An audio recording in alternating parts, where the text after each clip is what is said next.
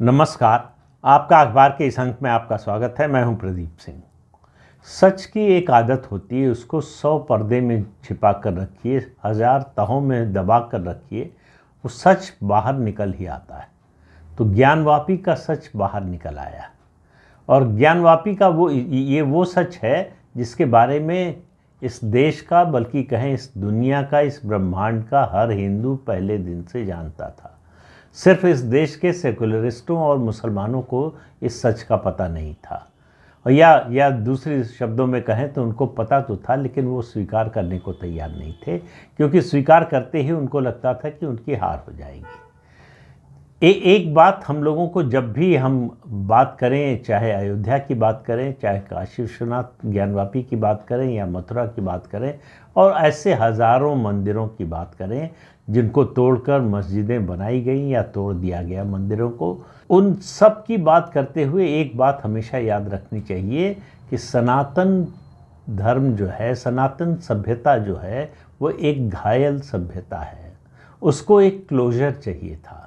1947 में ये क्लोजर मिल सकता था अगर उस समय जो लोग सत्ता में थे वो अगर भविष्य की दृष्टि से सोचते, अगर अतीत पर नज़र डालते और जो अन्याय हुआ है अतीत में उसका प्रतिकार करने की कोशिश करते। मैं ये बिल्कुल नहीं कह रहा हूँ कि अतीत में जो गलतियाँ की हैं उन सबको सुधारना है या उसका बदला लेना है।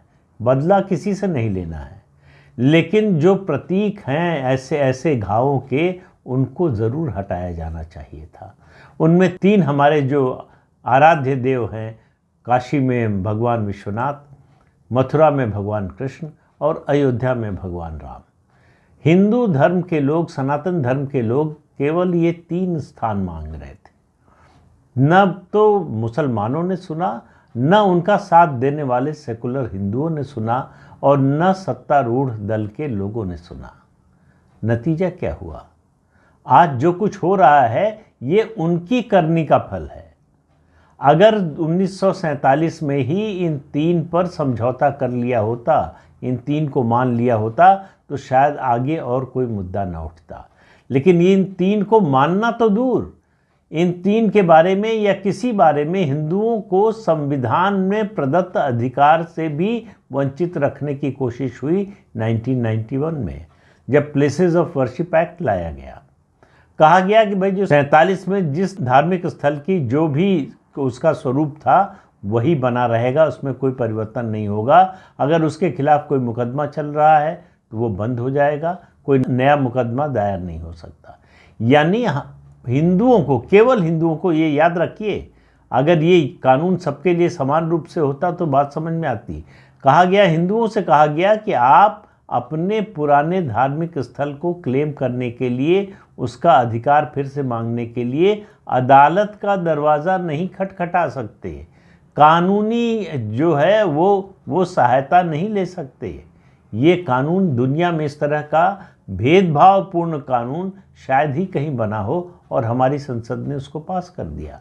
कांग्रेस पार्टी का राज था, पीवी नरसिम्हा राव उस समय प्रधानमंत्री थे, और अयोध्या का आंदोलन चल रहा था। उसका दबाव इतना ज़्यादा था, दबाव आंदोलन का नहीं था, दबाव था मुसलमानों का, कि किसी भी हालत में अयोध्या उनके हाथ से मान लिया था कि निकल रही है, तो उन्होंने कहा अयोध्या अपवाद होगा, उसके अलावा और किसी मामले में जो है इस तरह का मुकदमा दायर नहीं हो सकता। मुकदमा दायर है तो वो ख़त्म समझा जाएगा, वो आगे नहीं बढ़ेगा।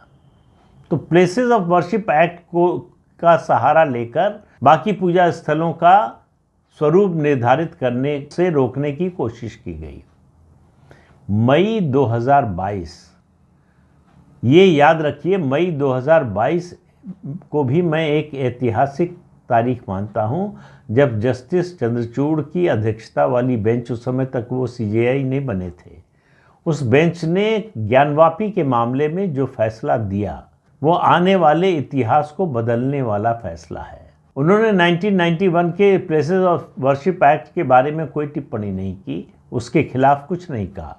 हालांकि उसको भी चुनौती दी जा चुकी है अदालत में, सुप्रीम कोर्ट में, और उसका मामला चल रहा है। अभी तक वो मामला रुका इसलिए हुआ है, केंद्र सरकार ने अभी अपना पक्ष जो है सुप्रीम कोर्ट के सामने नहीं रखा है, इसलिए कार्रवाई आगे नहीं बढ़ रही है।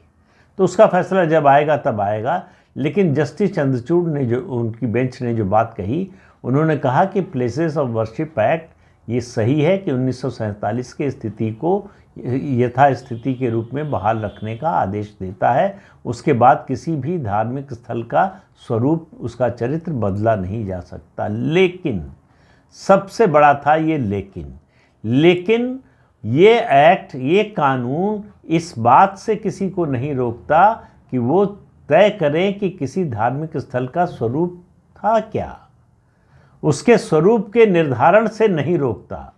इसी आधार पर उन्होंने ज्ञानवापी के मामले को आगे बढ़ाने की अनुमति दी और उसके बाद जिला जज ने जो है उसके ASI सर्वे यानी आर्कियोलॉजिकल सर्वे ऑफ इंडिया के सर्वे की इजाज़त दी।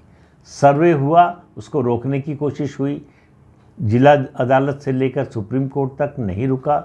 उसके बाद फिर कोशिश हुई कि उसकी रिपोर्ट दाखिल ना हो, रिपोर्ट दाखिल हो गई। रिपोर्ट दाखिल हुई तो उसके बाद कोशिश हुई कि इसे सार्वजनिक न किया जाए, सार्वजनिक हो गई।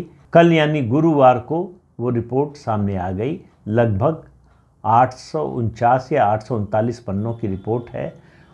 दोनों पक्षों को उसकी कॉपी दे दी गई अदालत की ओर से और वो उसको साझा किया विष्णु शंकर जैन जो हिंदू पक्ष के वकील हैं, उन्होंने मीडिया के साथ। और उन्होंने कहा कि ASI की रिपोर्ट के मुताबिक 32 शिलालेख मिले हैं जो ज्ञानवापी में, जो चिल्ला कर कह रहे हैं कि ये हिंदू मंदिर था, विशाल हिंदू मंदिर था, जिसे तोड़कर उसी के भग्नावशेष से यानी उसी के टूटे हुए हिस्सों से मस्जिद बनाई गई। यानी भगवान शंकर का मंदिर था वहाँ, उसे तोड़कर। और ये तो इतिहास की किताबों में दर्ज है, औरंगज़ेब ने तुड़वाया और इतिहास में ये भी दर्ज है कि इसका हुक्मनामा गया और किस तरह से आकर औरंगज़ेब के सिपाहियों ने सूचना दी कि मंदिर तोड़ दिया गया है। ये सब इतिहास के पन्नों में दर्ज है, ये सुनी सुनाई बातें नहीं हैं। लेकिन अब आप देखिए, इस देश का दुर्भाग्य देखिए कि इस देश में औरंगज़ेब का साथ देने वाले, औरंगज़ेब के कुकृत्य का साथ देने वाले लोग ज़्यादा निकले, भगवान शंकर का साथ देने वाले, उनके मंदिर का साथ देने वाले कम निकले। वरना कोई कारण नहीं है कि पिछले 75 साल से क्यों ज्ञानवापी मस्जिद बनी हुई है। उस मस्जिद के वहाँ होने का कोई औचित्य नहीं बनता। वहाँ वजू खाना जो है जिसको बनाया गया है, वो शिवलिंग में जो है ड्रिलिंग करके उसको फव्वारा बनाने की कोशिश हुई। जो तहखाना था उसमें जो शिलालेख हैं उनको छिपाने की, ढकने की कोशिश हुई। और अगर आप काशी विश्वनाथ धाम गए हों, जो कि मुझे लगता है ज़रूर गए होंगे, आप में से ज़्यादातर लोग गए होंगे, तो देखकर उस स्ट्रक्चर को चिल्ला कर वो कह रहा है कि मैं मंदिर हूँ, मस्जिद नहीं हूँ। नंदी का चेहरा हमेशा जो है उस तरफ होता है जिधर शिवलिंग होता है। ज्ञानवापी में जो नंदी की पुरानी मूर्ति है वो उल्टी दिशा में है, यानी जिसे मस्जिद कहते हैं उसकी तरफ है उसका मुंह। तो इससे बड़ा स्पष्ट है कि वो मंदिर था, मंदिर है और मंदिर रहेगा। ये ASI की रिपोर्ट, हालांकि ASI की रिपोर्ट को राम जन्मभूमि के मामले में भी एक प्रमाण तो माना गया था, लेकिन इनकंक्लूसिव एविडेंस सुप्रीम कोर्ट ने नहीं माना था। दूसरे जो साक्ष्य मिले उनको उनके आधार पर और ASI की रिपोर्ट को मिलाकर साक्ष्य माना था, उसके आधार पर फैसला आया था। इसी तरह से ज्ञानवापी का भी फैसला होना है। ज्ञानवापी के मामले में जो ASI की रिपोर्ट आई है, उसके बाद इस मामले में कोई शक की गुंजाइश ही नहीं बची है कि वो मंदिर था, शिव मंदिर था, जिसे तोड़कर मस्जिद बनाई गई। वरना किसी मस्जिद का नाम ज्ञानवापी कैसे हो सकता है। तो देखिए, भगवान राम का भव्य मंदिर बन गया, उनकी मूर्ति की प्राण प्रतिष्ठा हो गई। अब उसके बाद काशी विश्वनाथ धाम और ज्ञानवापी का नंबर आया है। इसके बाद मथुरा का नंबर भी आएगा। मथुरा में भी ASI की जो है, ASI के सर्वे का आदेश हो चुका है। ये तीनों ऐसे धर्मस्थल हैं हमारे जो बड़े स्पष्ट रूप से बताते हैं कि ये भारत की मूल आत्मा का प्रतीक हैं। इनको भी छीनने की, इनको भी दबाने की, इनको भी दफन करने की कोशिश हुई। ये जो कुछ हो रहा है ये नए भारत में हो रहा है। आप कल्पना कीजिए, क्यों 1947 में ऐसा नहीं हुआ। इतने बड़े बड़े नेता थे, कांग्रेस में भी थे, हिंदुत्ववादी नेता भी थे, इसके बावजूद ये सब कुछ नहीं हो पाया।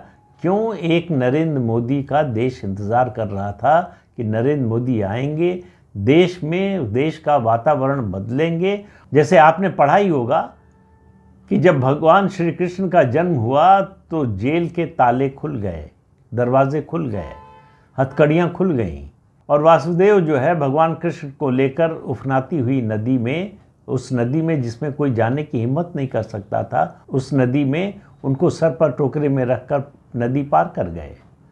तो जब ईश्वरीय कृपा होती है, जब ईश्वर का वरदान होता है, जब ईश्वर सहायक होते हैं, जब ईश्वर की इच्छा से कोई काम होता है तो कोई मुश्किल सामने नहीं रह पाती, कोई रुकावट, कोई अड़चन जो है बाधा नहीं बन पाती है। आप देखिए कि अयोध्या में किस तरह से भव्य राम मंदिर बना है 500 साल के संघर्ष के बाद। और आज बनने के बाद हमें लगता है कि ये तो बड़ा आसान काम था, इसमें कोई मुश्किल तो थी नहीं, बड़ी आसानी से बन सकता था। आज जो काम आसान लग रहा है उसके लिए पता नहीं कितने सौ लोगों ने बलिदान दिया, अपने प्राणों की आहुति दी, लंबा संघर्ष चला। कानूनी संघर्ष की तो बात ही नहीं कर रहा हूँ, कानूनी संघर्ष के अलावा संघर्ष चला।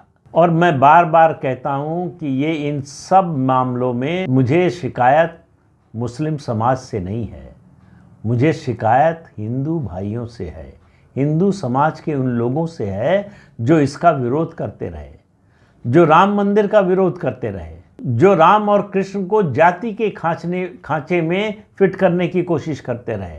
यानी भगवान को, हमारे इष्ट देव को जातीय पहचान से जोड़ने की कोशिश की गई, नाकाम रही ये अलग बात है, लेकिन कोशिश की गई।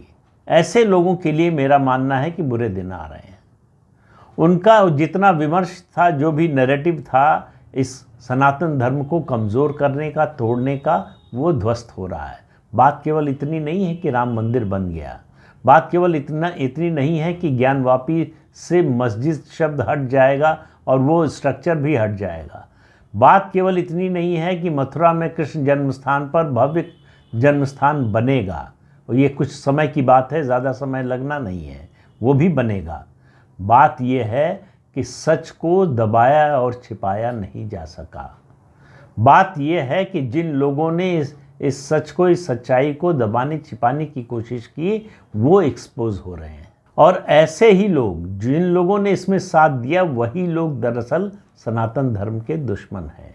जो इतिहासकार और विशेषज्ञ जानकार कहते हैं कि सनातन जो है एक घायल सिविलाइजेशन है, वो बिल्कुल इसी वजह से कहते हैं कि जिस तरह से मुग़ल शासकों ने और फिर अंग्रेज़ों के समय में हमारे मंदिरों को तोड़ा गया, जिस तरह से मूर्तियों को तोड़ा गया, उसने इस देश के मानस पर एक गहरी चोट पहुंचाई है।